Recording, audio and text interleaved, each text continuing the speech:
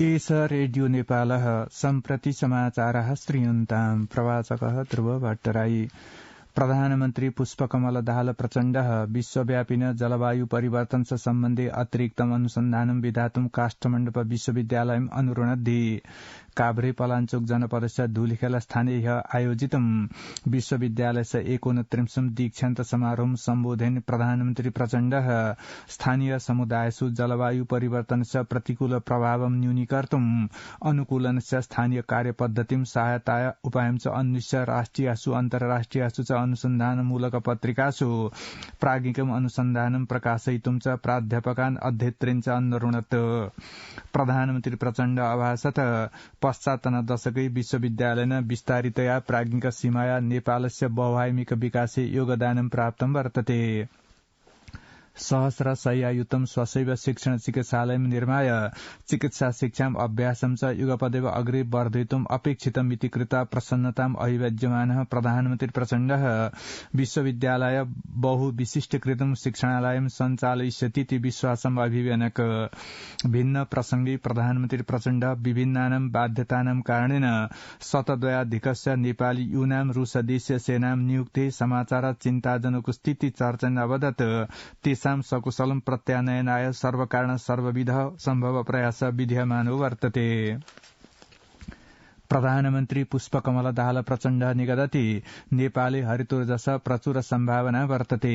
असौ स्वच्छोर्जस हरितोर्जसस्य सम्भावनां सदुपयुक्तं बलं प्रादात्। काभ्रे पलाञ्चोक जनपदस्य पाँचखाल नगरपालिकाया सप्तौडा क्षेत्रे निर्माच्यमानस्य महिलोद्यमी हरितौद्योगिकोद्यानस्य ह्य शिलान्यासं विदधान प्रधानमन्त्री प्रचण्ड अवोचत् हरित क्रान्ति नवीन युग प्रारम्भस्य सन्दर्भे स्वच्छोर्जस हरितोर्जस्य प्राथमिकतायां संस्थाप्यते। राष्ट्रपतिना रामचन्द्र पौडेलेन सह विश्वकोशस्य देशीय निर्देशक फेरिस हद्दाद जर्भोस शिष्टाचार मेलनम् अकरोत्। शीतल निवासवर्तिनी राष्ट्रपति भवने ह्य सम्पन्ने मेलने राष्ट्रपति पौडेल चतुर्दशकेभ्यः नेपालस्य विकास सहयोगिनः विश्वकोशात् नेपालस्य आर्थिक विकासाय विपन्नताय न्यूनीकरणाय च प्राप्तं सहयोगं प्राशंसत्। सहैव राष्ट्रपति पौडेलः जलवायु परिवर्तनस्य कारणेन नेपालेन सोढव्यस्य प्रभावस्य न्यूनीकरणाय कोषेण सहयोगस्य विश्वासं व्यक्तवान् इति राष्ट्रपति स्वकीय सचिवालयेन ज्ञापितं वर्तते। तदवसरे निर्देशकः जर्भोस नेपालस्य विश्वकोशस्य च मध्ये सहकार्यं सुदृढम् अस्तीति अवोचत्। अर्थमन्त्री डाक्टर प्रकाश शरण महत कथयति देशस्य आर्थिक सूचका अनुकूला जायमानः सन्ति। अर्थमन्त्रालय आयोजिते पत्रकार सम्मेलने अर्थमन्त्री डाक्टर महत मौद्रिक नीत्या सम्प्रत्येव विहितेन परिवर्तनेन कोषागार वित्तीय क्षेत्रेषु सृष्ट अनुकूल प्रभावः क्रियाकलापेषु दृश्यमान स्थिति अवोचत्। अर्थमन्त्री डाक्टर महत गृह भूम्यो अंशभागिताश्च कार्येषु सृष्टेन उत्साहेन अनुकूल संकेत प्रदर्शित इति चर्चयन् एतद् विक्रमाब्दस्य चैत्रमासं यावत् समस्याग्रस्तेभ्यः ऋणिभ्यः ऋणस्य पुनः संरचनाय अवधि दत्तो स्थिति असूचयत्।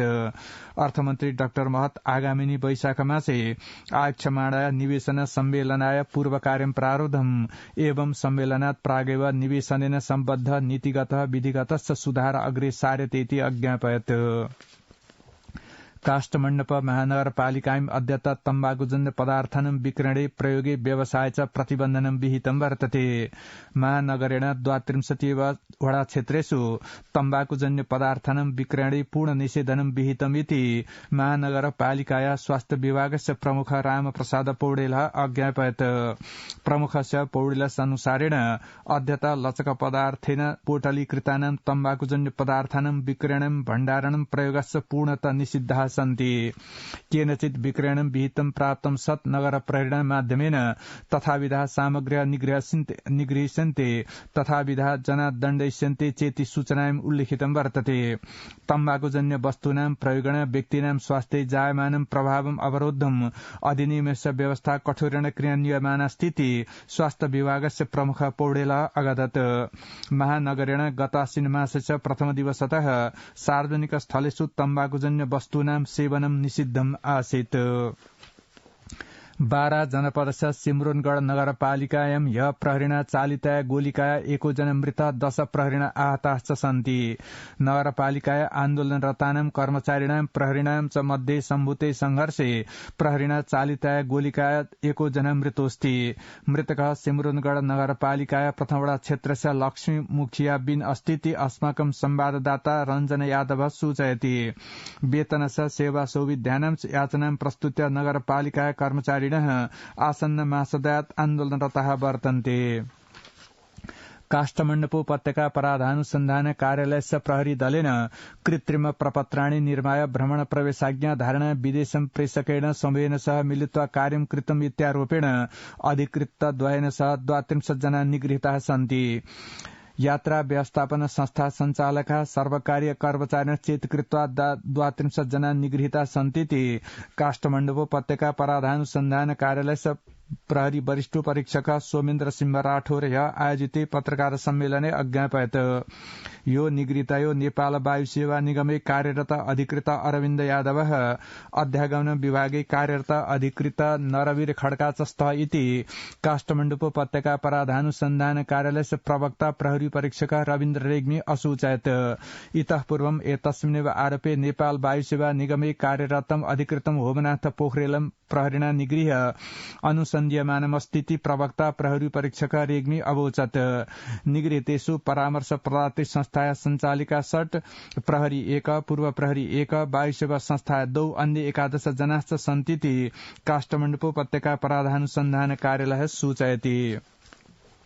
वैदेशिक वृत्त्युपार्जन विभागेन इजरायल देशे वृत्त्युपार्जनस्य प्रलोभन दर्शका विभिन्न जना समूहाश्च सक्रिया सन्तीति विज्ञाप्य तथा सावधान भवितुम् अनुरुद्धं वर्तते। नेपाल सर्वकारस्य इजरायल सर्वकारस्य मध्ये विहिताया श्रम संविधाय अनुसारेणैव इजरायल देशस्य दीर्घकालिक लालन पालन केन्द्रेषु नेपालात् सहायक श्रमिकाणां प्रेषणस्य कार्यं जायमानम् अस्तीति विभागस्य प्रवक्ता सूचनाधिकारी च कविराज उप्रेती अज्ञापयत।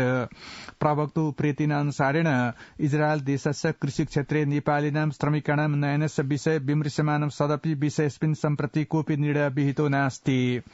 इजरायल देशस्य विभिन्नेषु क्षेत्रेषु वृत्त्युपार्जनस्य प्रलोभनं प्रदर्श्य विभिन्नाभि व्यक्तिभि समूहैश्च अवैधानिकरूपेण वित्तं संकल्यमानमस्तीति सूचना विभागं प्राप्तमस्ति इत्यतः सर्वे सावधाना भवितुम् अनुरुद्धा इति प्रवक्ता उप्रेती समस्पष्टयत्। संस्कृति पर्यटन नागरिक उड्डयन मन्त्री सुदन किराती नेपालस्य संस्कृति पर्यटनेन उत्पादनेन वृत्त्युपार्जनेन उद्योगेन च सह संयोजनत्वेन पारम्परिक संस्कृतीनां प्रवर्धनस्य कार्यक्रमाणां सञ्चालनम् उद्घोषयति। लोक संस्कृतिर्माध्यमेन धन सञ्चयनस्य पर्यटनस्य सहयोग प्रापणस्य च लक्ष्येण सांस्कृतिक संस्थानेन ह्य आयोजितं माटोको गीत नामकं पारम्परिक नैपालकं सांस्कृतिक कार्यक्रम घोषयन् मन्त्री किराती संविधानस्य मर्म समाजवादस्य लक्ष्यं च आत्मसात्कृत्य भूगोल संस्कृतियो संवर्धनेन सह स्थानीय कलाकाराणां राष्ट्रियकरणं विधाय नेपालस्य पर्यटनं विस्तारिष्यति इति प्रावोचत्। मन्त्री किराती विश्वस्य पर्यटका नेपाल प्रवेशनस्य पश्चात् नेपाली संस्कृति प्रस्तुतिं पश्येयुः नेपालस्य सांस्कृतिक चित्रं संस्मृत्य च गच्छेयुः येन कारणेन पर्यटन वृत्त्युपार्जनाभ्यां सहयोगो भवतु इति आत्मनाम् अभिप्रायोस्तीति उदयरत् इति समाचारः।